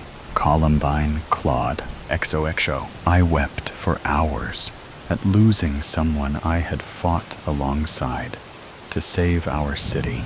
When my tears ceased to fall, there was one thing I knew for certain: that I would hunt Columbine down from every corner of the earth until I found her. My search would continue. The next story will begin now. Little Men, January 1985. Somewhere over the You were 1,000 miles into the Atlantic when the aircraft rutted violently against your controls. Barely a shiver in the airframe at first, like a deep sigh running through the metal bones of the 777, then unloading at once. You felt it beneath your hands, fingers curled around the yoke, a pulse of tension radiating from your own chest. And you thought that perhaps the bottom of the ocean was where you belonged. There was a darkness there, a pressure so strong it would stop your body from behaving like a biological machine and turn it into a mangled physics experiment. The same coexisted inside you, where your heart was splintered, half of it belonging to your mother and half of it to Cammy. A darkness you couldn't smooth away. Somewhere back there, among the rows of passengers dozing, sighing, and flipping through their lives, he was sitting. Your father, a man you'd never truly seen. Not beyond the stories your mother whispered in moments of quiet fury. A man who had given you nothing but a sickness that curled in your gut when you remembered where you came from. The man whose rage marked you. You didn't know his seat number, didn't want to know. The knowledge that he existed in your cabin, breathing your air, was enough to make a grown man sick. And you thought you knew that if he walked up to the cockpit door, if he knocked, if he leaned in with some pathetic excuse or a father's smirk, you would open the door and wrap your hands around his throat. You'd feel his pulse flutter against your fingers, fragile and real, and you would squeeze. You let autopilot hold the course. Let the gentle hum of the engines seep into your bones, pretending for a moment you were something better than what he left behind. A clean slate, but there was always a stain, that borrowed darkness, his gift to you. No matter how high you flew, you couldn't outrun it. And then she drifted into your mind, the girl with eyes like sky break, a voice like gentle rain, the girl you had never touched, could never touch, because she was flawless in ways you would never be. She'd smile at you with that easy grace, unaware of the shadows clawing inside you, oblivious to the storm you kept locked behind your ribs. You thought of her seeing you for what you were, the quiet, steady pilot with a monster curled around his heart. If she knew, if she saw even a hint of that darkness, she would recoil. She'd wish you out of the sky, wish your plane would disappear into the ocean without a trace. And maybe she'd be right. The horizon stretched before you, a line you couldn't cross, a future you didn't deserve. You swallowed the air in shallow breaths, felt the press of your father's existence. Outside, the clouds thickened, gray swirling into black, and the gentle tremor of turbulence returned. The seatbelt sign blinked on. You flicked the intercom switch, cleared your throat. Ladies and gentlemen, we're passing through some rough air. Please remain seated with your seatbelts fastened. Your father's life was in your hands. All their lives were. You looked at the yoke, the screens, the clouds ahead, and wondered just how far you could fall before the darkness took over. Why was he still alive? How did he deserve to be alive? On what grounds exactly? You could push the controls forward, put the nose into a dive, select full thrust, increase bank angle to 45 degrees, and stall the plane.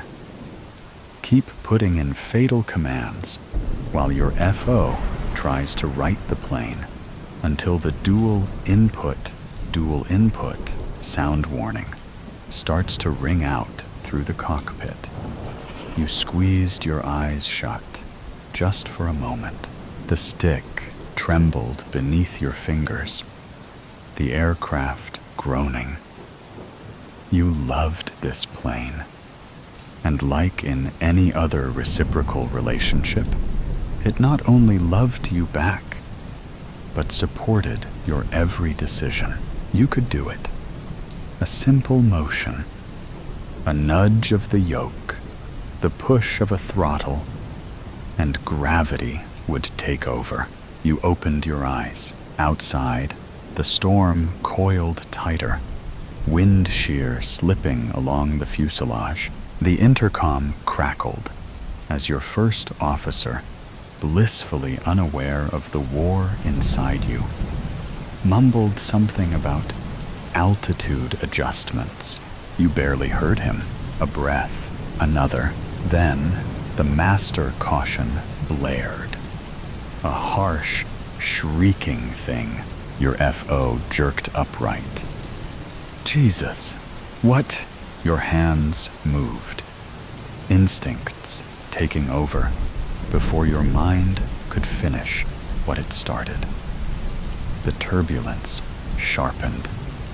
Wind punched the aircraft broadside. The nose dipped. Pitch up, pitch up, you corrected without thinking. Muscle memory overriding the dark pull at the edge of your mind.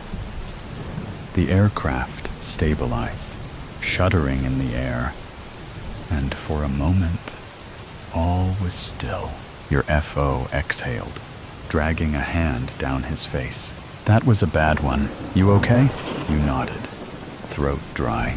Yeah, you said, because it wasn't your hands that tried to kill them.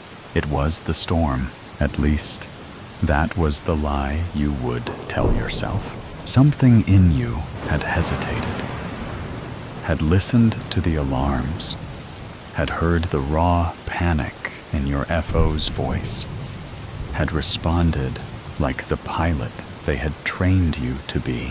Why had you stopped? Captain, you forced your expression into something normal, professional. The storm was beginning to ease, the worst of it passing. We'll be clear in a few minutes, you said. Keep an eye on the readings. He nodded, rubbing his temples. Didn't think we'd get rocked that hard. Thought for a second we were gonna. He shook his head. Never mind. You didn't respond. Instead, you reached for the intercom. Your voice was calm, steady. Everything it should be. Ladies and gentlemen, the turbulence is subsiding. We'll have a smooth ride the rest of the way. Thank you for your patience. You let go of the button. The lie sat heavy in your mouth because the storm wasn't over. It had only just begun. We think it's over, but in fact, it's just begun. The next story will thrill you in a completely different way. There's a grizzly on the plane. People are shuffling down the aisle of the plane, scooting one step at a time, shoving things in the overhead compartment, elbowing and kneeing each other as they throw themselves down into their seats. The flight attendants are smiling brightly and saying, "Good morning, good morning, good morning," to each passenger in turn as they enter the plane. The captain is there with them. I take a good look at him. I know this guy. Kind of a wimp. That's why I knew this was the right flight. I think his name is Cameron. When I press the barrel of this gun against his head, he'll do anything I say. One man with a gun can do anything. I give him a little wink. I'll see you soon. It's easy to get around airport security when you work at an airport. This is gonna be my final flight. And the final flight for all these people too. I'm not gonna shoot them all. Maybe just a few. Might as well. But most of them are going out with a real bang. Not me though. Gonna shoot myself right before we crash. My seat is 32 of, so here we go. Almost there. And I stop. I see it. But I can't. There. There's... What? No. Yes. There's a goddamn grizzly bear sitting in a seat. Buckled in. A woman sitting next to him is feeding him pink bits of something from a bowl. The bear is huge, but somehow fits in the seat like it was custom made. It's sitting straight up in the seat, buckled in. How? What?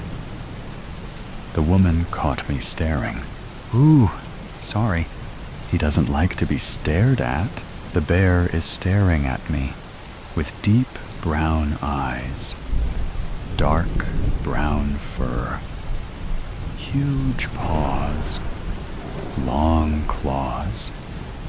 It starts snorting and moaning, and I shake my head and keep walking to my seat. I look around, and everyone else seems to be fine with this. How did I not see the bear walk onto the plane? Why is no one else freaking out about this? I find 32F, and I look back to the bear, who's a few rows ahead. The bear turns its head and looks back at me.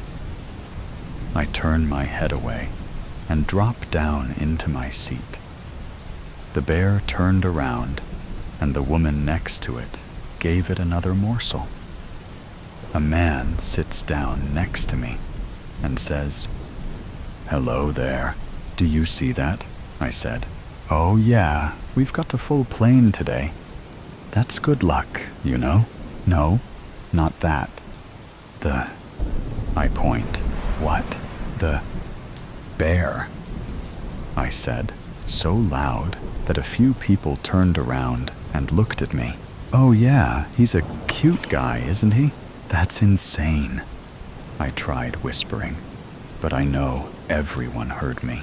Shouldn't be a problem. The guy sits down and starts looking at his phone. Just like that. I look around and see others doing the same. I see people reading books, eating snacks, whatever. Nobody is freaking out over the goddamn grizzly bear sitting in 25B. "Sir?" "I'll need to place your bag in the overhead compartment," says a flight attendant. "No, this is my carry-on. My gun is in here. Sorry, sir, but new safety procedures say we need all bags placed in the overhead bin for takeoff. Once we reach cruising altitude, you can get your bag." She reaches over to take my bag from my lap, but I hold on to it. "Sir, please," she says with a firm pull. I pull back. She's not letting go. We're having a small tug of war over my neighbor's lap. "Let her have the bag, just doing her job," says my nonchalant neighbor. I let go, and she opened the compartment over my seat. "Oh, we're all full here. Let's see." She's opening compartments down the line, away from me. "Here we are. Sir, I'm placing your bag right here, right above the bear." How did the bear get on here? How did it fit on the plane? Why does the bear have an aisle seat? Why is there a bear on the plane? Why is no one freaking out? She shuts the compartment and walks towards the front of the plane. "We'll be taking off soon. You look nervous, son. Is this your first flight?" asks the man next to me. "No, I've flown lots of times." This was supposed to be the last time. The attendants are doing their usual pre-flight routine of instructing people how to put their seatbelts together and how to put on the emergency oxygen masks. I guess the bear doesn't need any help. Its caretaker is sitting right next to it. The seatbelt fits, so I guess they have a special bear mask too. Wouldn't want the wild animal to get hurt, now would we? Focus. It's just an animal, after all. It'll be the first thing I shoot. I've got a machine gun, so I'll just spray it with a dozen bullets or so. That should keep the rest of the idiots in their seats. Then I'm back in charge. Bear looks calm anyway. Shouldn't be hard. Today is my day. Nothing is going to change this. The pilot tells us on the overhead that we're ready for takeoff. The bear made a low growl, and the woman next to it scratched behind his ears, soothing it. The plane starts moving down the runway. Normally, this part of flying doesn't bother me, but today, I'm gripping my armrests. The acceleration picks up, and the plane's engines get louder. I'm staring at the back of the bear's head, which is completely still, like some damn taxidermy project that had its own ticket. The wheels of the plane leave the ground, and we are in the air. I'm in a window seat, so I turn my head to look out, hoping it will calm me down, knowing that all is going according to plan, except for the bear. All I have to do is get the bag, kill the bear, shoot that bitch that brought him on here too. Maybe a few more people, just for fun. Then up to the cockpit with a hostage on the bad end of the barrel to make my way in. I'll tell the captain that we're making an unexpected detour right into the middle of the nearest city. Right before we crash, I'll shoot myself. We have to wait before we reach cruising altitude. Then I can move about freely. Then we'll have about 30 to 40 minutes before we get close to the nearest big city. Enough time to feel like God before dying. I'm watching through the window, still gripping the armrests. "Looks like you need a drink of water," says the man next to me. I realize my forehead is covered with sweat. "Yeah, I guess I could," I say, wiping my forehead. I look back and see that the goddamn bear is reclining in its seat. Person behind it doesn't seem to mind. Just then, the bear turned around and looked at me. I turned back to the window. Even over the sound of the plane's engines, I can hear the bear smacking its lips, followed by another low rumbling growl, almost like it's annoyed by me. "I'm sorry. I didn't mean to fuck up your day. I must have gotten lost in the window." As the next time I looked up, the snack cart was being pushed down the aisle by an attendant. What's the bear gonna have? A cookie? Water? Or Coke? When that cart gets behind me, I'm gonna get up and get over there and grab my bag. I'll take a can of Coke when she gets here. Now she's asking the woman next to the bear if she'll have anything. The woman takes a cookie and a cup of water. The bear got nothing. I guess it's full. Come on, hurry up. She's taking her sweet time, pushing that cart down the aisle. My jaw is clenched tight, like a bear trap. All right, here she is. Finally. "Would you like anything, sir?" she asks the man next to me. "Yes, a water for myself and for my friend here." "No, thank you. I'll have a Coke." "Oh, nonsense. You sweating like that? You need a water. 2 waters, please." The woman poured 2 waters, and I gulped mine down in one drink before she even left. "Would you like another?" she asks. "No, I want a Coke." She hands me the red can, and I chug half of it. The sugar and caffeine hit my brain like ice water. I put the can down, and the bear is staring at me again. The attendant pushes the cart down to the row behind us. It's time now. The bear is still looking back at me. I'll give it a minute, finish my drink. "You know, I had a bear like that when I was younger," said the man next to me. "What?" "Oh yeah, his name was Popper. Great bear. You ever had a bear?" "No, I fucking haven't. I'm gonna kill this son of a bitch too." Right after the bear. The bear is still staring at me, and now I'm staring back. I finish my can of Coke and crunch it in my hand. I'm in control here. It's time. Now. Right now. Let's go. I unbuckle my seatbelt and stumble across my neighbor's knees, almost falling into the opposite row. A lot of people notice and are now watching me, but the bear is now looking straight ahead, unaware of me.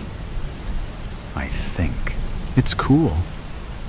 Just a few steps, open the compartment, and start blasting.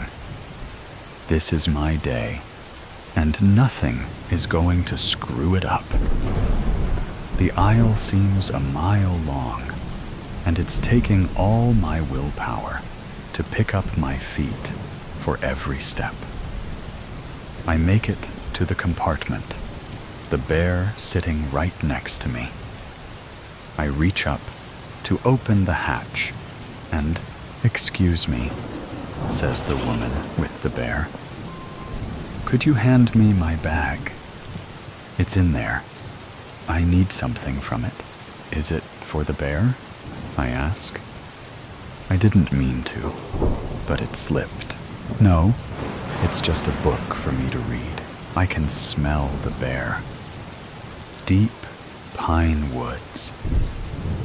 Its huge paw is brushing against my leg. It's just the fur touching me, but I see the long claws. I open the compartment, and there's my bag, right in front of hers. One quick draw, and I could shoot the bear. Just unload the whole fucking clip into him and forget the rest. Make my way to the cockpit, and the bear's huge paw falls from the armrest, and the claws scrape my leg.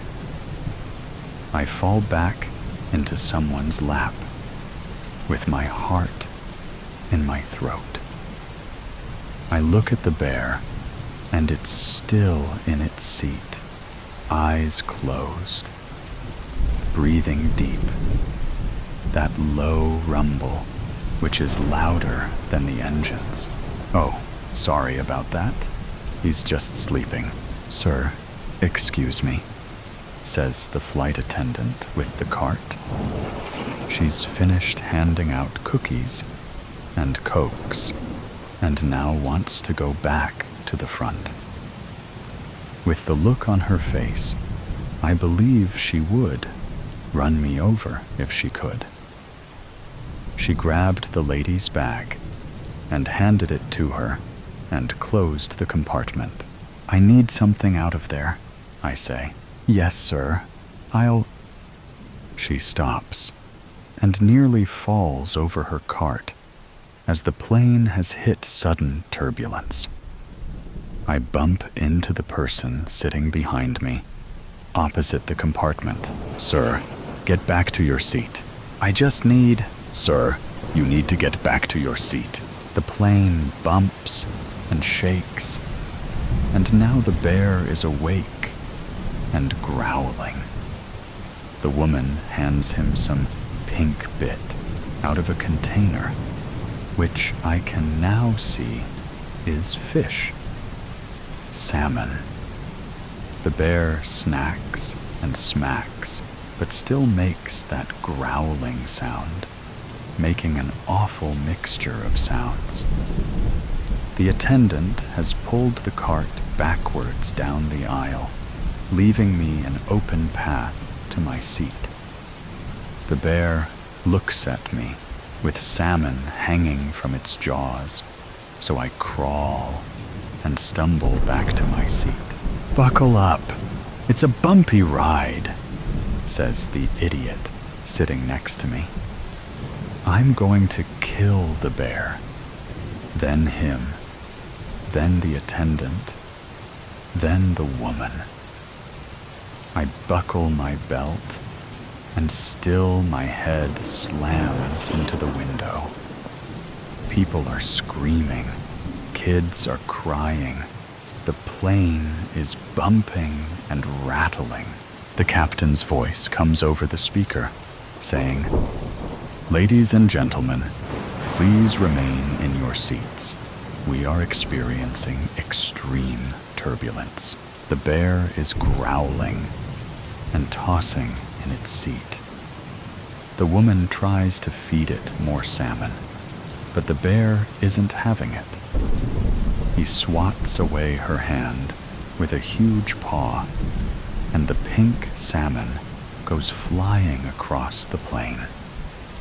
The bear tosses and turns and rumbles harder than the plane and breaks free.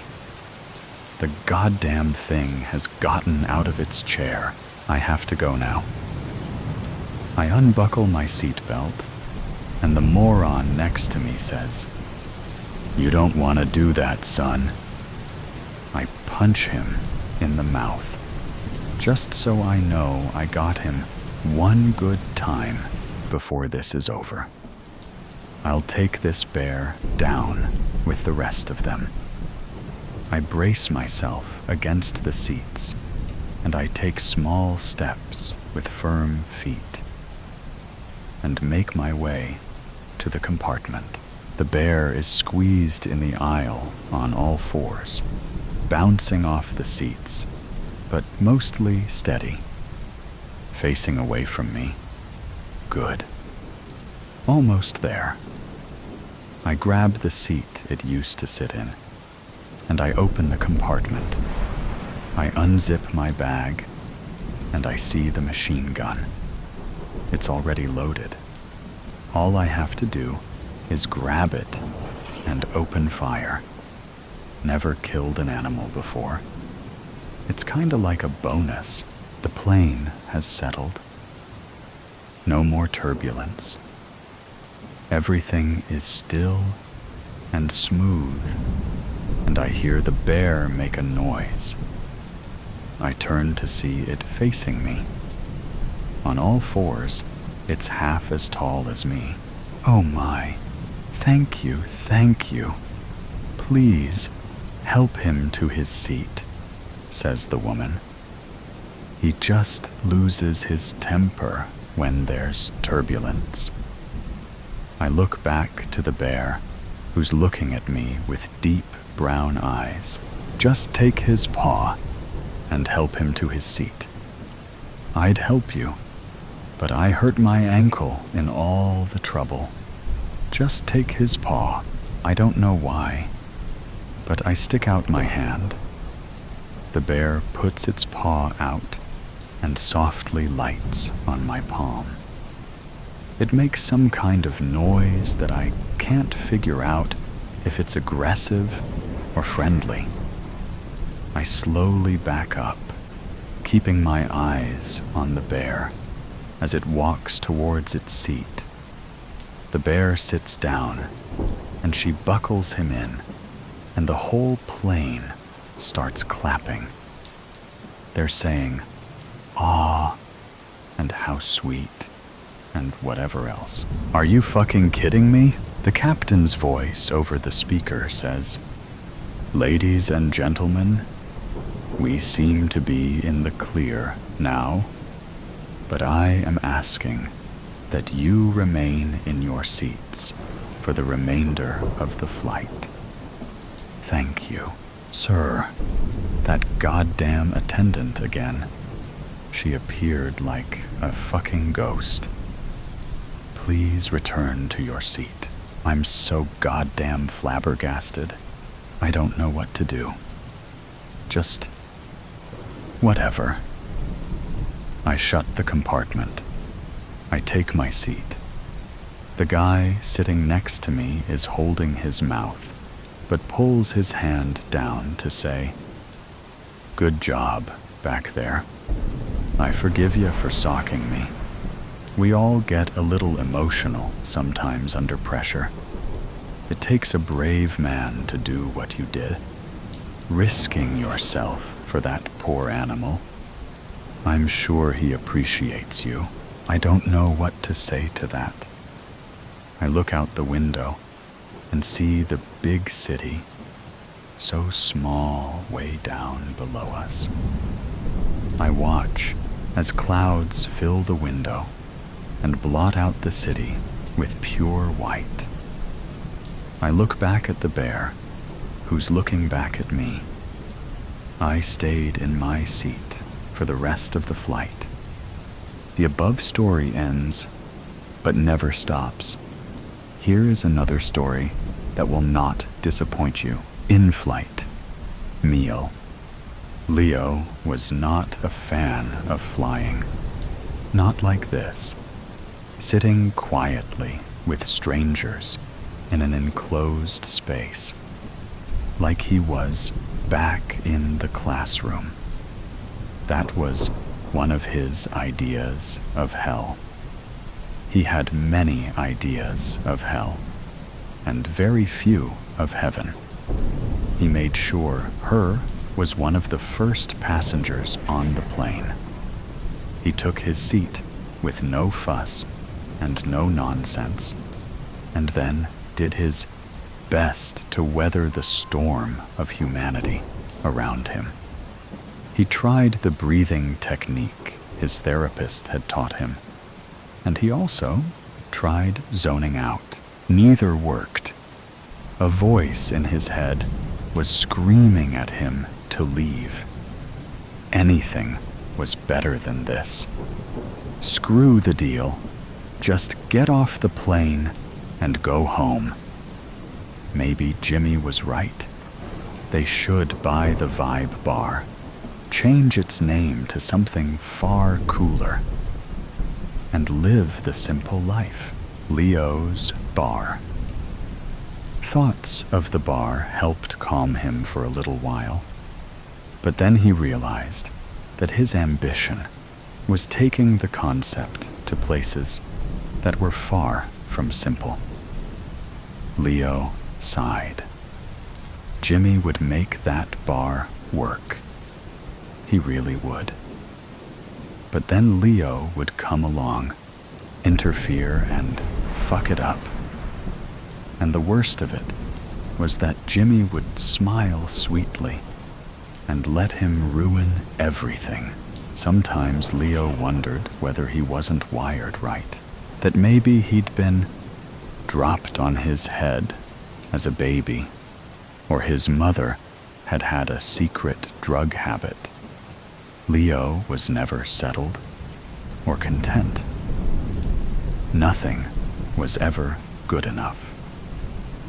Or if it seemed like it was, it soon turned into the brown stuff and stunk to high heaven, meaning Leo had to move onto pastures new before the shit stuck to him, and he was the one stinking the place up. Somehow, he lost himself somewhere in his thoughts and self-absorption, thankful of the respite. Barely taking in the safety briefing, he came to himself as the plane accelerated down the runway, and he was pressed down into his seat as they traveled skyward. He enjoyed this bit, but it also terrified him. There was nothing natural about being propelled into the sky. He tried not to consider the landing. It was the landing that could kill you. Hit the ground hard enough, and it was all over. He blew out a breath and closed his eyes. He kept them closed as he mulled the deal. This was the big time. Once he'd done this deal, he'd be a different animal, and the Vibe Bar would be far beneath him. He was a player now. Things were on the change, and people better take note. They would have to take note. He'd make sure of it.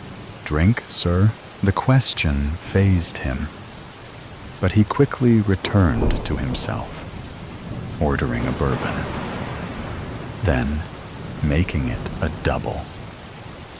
As he poured his drink into the crappy plastic cup, he tuned into the interaction between the air hostess and the passenger sat next to him. The voice was what caught his attention. There was no mistaking the owner of that voice. If Leo were to turn and gawp at the woman next to him, he knew that he would find her attractive. Maybe too attractive. Leo's measure of too attractive was not misogynistic. He applied the same rule to man and beast alike. Beautiful people could be really up themselves and manage to be a pain in the ass at the same time. Leo had experienced this and had no time for it. Mostly, he had no time for it. There was always room for exceptions, and she turned out to be yet another of the exceptions. "Hey," he said, as he turned to greet her. "I'm Leo." She smiled and nodded. "I'm Grace. Nice name," he told her. And for once, he thought he might mean it. There followed a silence that could have been awkward, but instead was filled with anticipation, or at least was as far as Leo was concerned. "I don't usually," he began, but trailed off as both the words and the sentiment felt off-kilter. "I bet that's what you say to all the girls you sit next to on a plane," she said, with a hint of humor in her voice. That voice. There was something cathartic about it. Not only that, her very presence was doing something to him. Some things. He was regressing. A young boy around the babysitter. A pretender to a throne he never thought he would ever sit on. His body was fizzing, and his brain was spinning so that he couldn't think straight. "So, Leo," she said, "what is it that you do?" That last word was heavy with meaning, but he could not discern it. "I'm a businessman," he replied. "The problem with the dog-eat-dog world of business is you have to piss a few people to get anywhere. Am I right?" She was smiling. He nodded. "Seemed impossible not to. Trick is not to piss the wrong people off," she said in a quieter tone. Leo paused for a moment, his face a question. It were almost as though she knew something that he didn't. But how could she? She was just a stranger on a plane, and this was small talk to pass the time as they lingered in the limbo of this uncomfortable travel. Then she casually placed her hand on his thigh, and everything took a sharp right turn. "I find flying so dull." Now she was barely whispering. "Don't you?" "Not so much so now," Leo replied. Grace grinned at him. There was something overtly sexy about that grin. It sent a thrill up Leo's spine. The sensation was heightened as Grace's hand stroked higher up his thigh, and he found himself wanting more, wanting so much more. "Your business?" she asked, her voice stroking the back of his neck in time with her hand on his thigh. "Is it dangerous?" "Very." His own voice felt thick and stilted. He was inexplicably drowsy, but his senses felt heightened. Her touch was electrifying him. "I walk on the wild side." He wasn't sure why he'd told her that. Wild side? They weren't even his own worlds. "I knew it!" she said excitedly, her hand going all the way up his inner thigh and resting exactly where he had hoped it might. "You're a very naughty man, aren't you?" Naughty? Was he? If anyone else had asked him this question, he'd have put them in their place. But with her, it was different. It was like she was royalty, a bona fide princess, the sort you couldn't refuse. And he wasn't going to refuse her when she was working magic on him with that hand of hers. Couldn't react badly with where her hand was right now.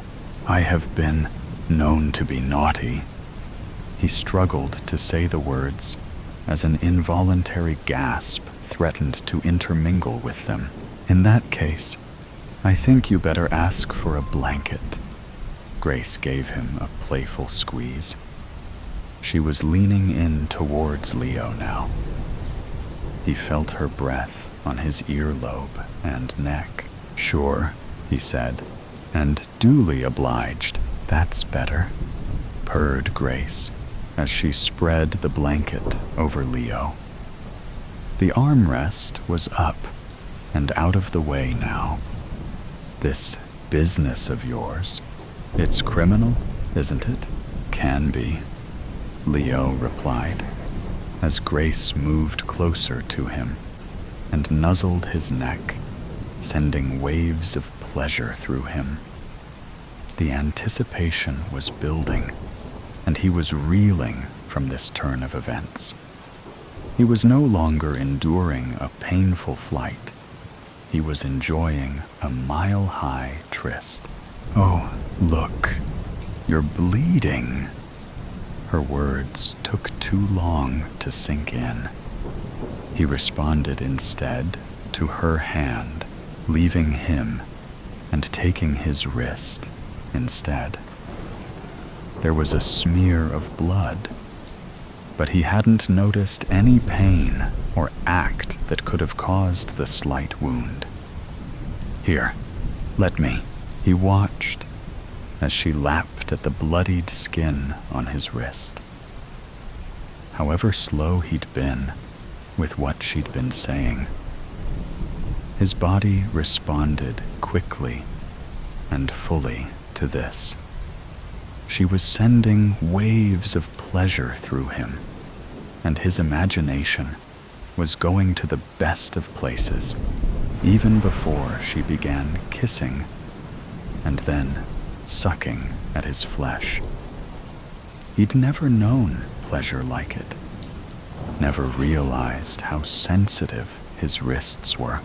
They sat like that for a while, Grace lapping and kissing him as he looked on, Leo doing his best to stifle his moans and hold himself back. The way he was responding to her, it was like his first time, but he had decades of experience to bring to the party. Something so simple as kissing his wrist. Who knew?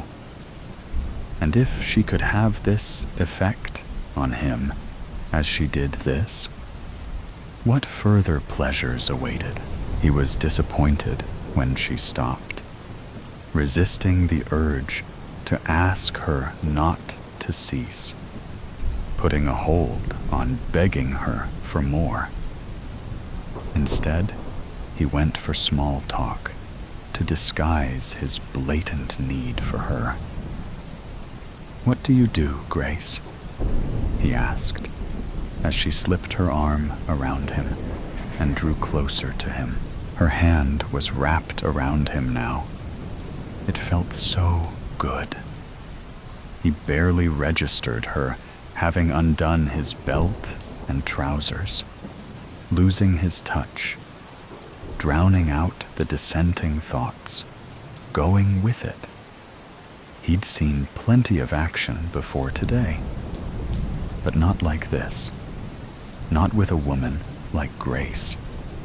And she was doing things to him that he didn't know were possible. He wanted her more than any woman he'd ever met, wanted to give himself over to the pleasure he knew she could so readily bestow. Her voice, her presence, it had spoken of this, drawn him in. Now she was fulfilling the promise that was made as soon as they'd taken their seats on this flight. A chance encounter that was blowing his mind to pieces as she stroked him and pleasured him. She answered his question with that voice of hers.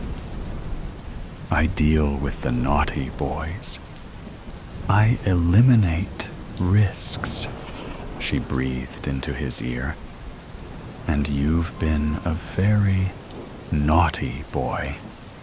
Fran Johnstone is not happy with you going behind his back with this deal of yours.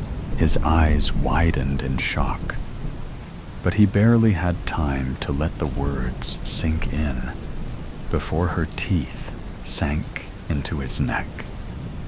His back arched, and he wanted to protest, to struggle, but it was already too late for that. Too late for Leo. Grace took her time and enjoyed her in-flight well. These business trips were very lucrative for an assassin with her skills and proclivities. Less so for loose cannons like Leo. Thank you for being here to listen with me. Let's enjoy the new story together, The Midnight Ride. It was a dark night, one of those without any stars to look at, and a dark moon. Not even the universe was interested in what was about to happen. There was no spotlight over me, nor a guiding light to help me escape. As I ran to my car, one of my heels broke, and I twisted my ankle. I took out the shoes and limped to the door while looking for the keys in my purse. Damn big fancy bags. This whole scenario would have been much easier with jeans and sneakers. But that was not something I could change, and dreaming about better times would not help me either. My hands were trembling, and I was about to empty the bag when I touched the furry pom-pom I had attached to my keychain days before. I took out the keys, opened the door, and once I was inside, I locked the car. The street was empty. No one was screaming my name or running after me, and I took a deep breath before starting the motor. When I passed the campus gates, I felt light and smiled. I was free, and I felt happy. Before entering the highway, I stopped at the last traffic light and adjusted the mirror. I could not even remember the last time I touched it. And then, when I lowered it, I saw them smiling at me and waving. I tried to open the door. I wanted to jump out, but Amir moved his arm to my neck and pinned me to my seat. Ezra moved to the front slowly, while I struggled to move or breathe. Suddenly, everything hurt, and I did the only thing I could. I pushed the gas pedal with my foot, and my ankle cracked, making the pain even worse. Ezra took the wheel, while I tried to free myself from the strangling arm. But Amir whispered in my ear, "This will happen, whether you like it or not. I gave you the choice." His teeth sank into my neck, and as the pressure increased in my skin and the wound started to burn, I felt my life running away from me. The blood spilled over my white dress, forming stains that seemed broken rose petals. And shortly after, my head fell on Ezra's lap, and the car stopped in the middle of the highway. "Move her," said Amir. And Ezra grabbed my body and threw it to the back seat like I was weightless. Amir sat in the driver's seat, and once Ezra sat by his side, the car started again. I could barely breathe. The only thought in my mind was how much blood I had lost, and how much more was now running down the leather I was lying in. I had no more pain, but I was starting to feel cold. And although I wanted desperately to scream and cry, I just couldn't. He betrayed me, I thought. He's helping him. I heard the sound of the radio buzzing, and then the music. Sympathy for the devil. Really? I thought, and I felt like laughing, though I couldn't. Would he now take the end of his sleeves and take them out of his jacket? What would the 16-year-old me have done in this situation? I should have been given an option and not forced into this. The sun was rising when I woke up. Everything around me was flooded with orange light, and I felt the warmth as the first rays touched my skin. I did not want to open my eyes fully, but I understood I was not gone, at least not completely, which meant I still had the right to see the sun again. It burned at first, though. Everything hurt, but I did not mind. It was like something else was pushing for me, and my body did not belong to me anymore. I was still in the back of the car, and my dress and the seat were drenched in red. My blood. How had I lost so much blood? Why was I awake? I raised my head, and my neck cracked. I never liked that sound, but that day, it was scarier than ever. The light passing through the front window blinded me for a second, but when I got used to it, I saw someone sitting in the passenger seat. I opened my mouth, but the words did not come out. Ezra, I thought, convinced that I still had that power on me, that he would listen to my thoughts, that he would attend my command if Amir were far away from us. Ezra, please. But he did not turn. I moved my arm. I wanted to sit, but I couldn't. My limbs failed me, and the only thing I managed was to grab his arm and fall to the car floor. He moved then, but not the way I expected. I was still holding his sleeve when I saw the blood crossing his arm, the wound in his neck, and his eyes opened, lost, lifeless. Then, someone opened the door, grabbed me by the ankles, and dragged me out of the car. I felt the pain once more, like someone was stabbing me with those expensive shoes I had bought weeks before. When my head hit the floor, I closed my eyes. I did not want to see what was about to happen. You complain too much, said Amir, though I knew I was the only one who could hear him. There he was, again, inside my head. You are such a romantic, he continued.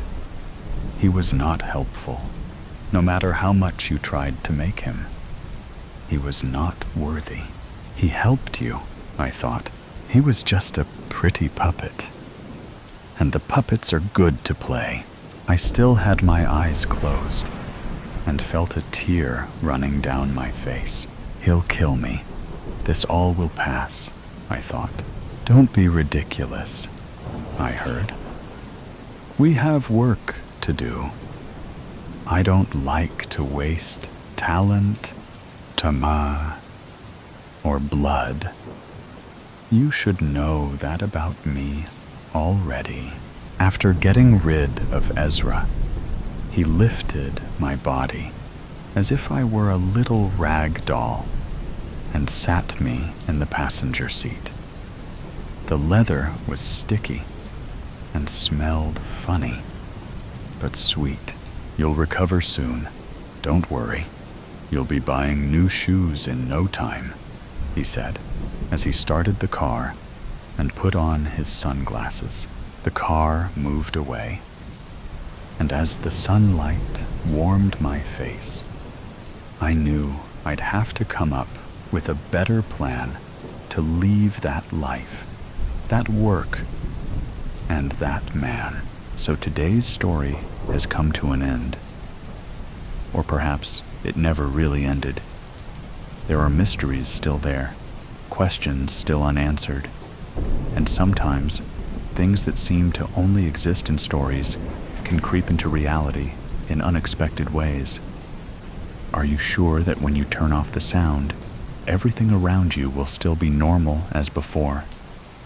Or is there something watching you?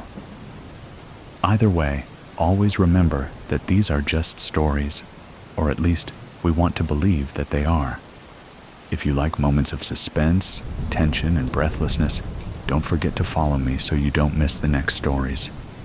And next time, when you come back, make sure you are ready, because what awaits you may be even scarier than you thought. See you again if you still have the courage to continue listening.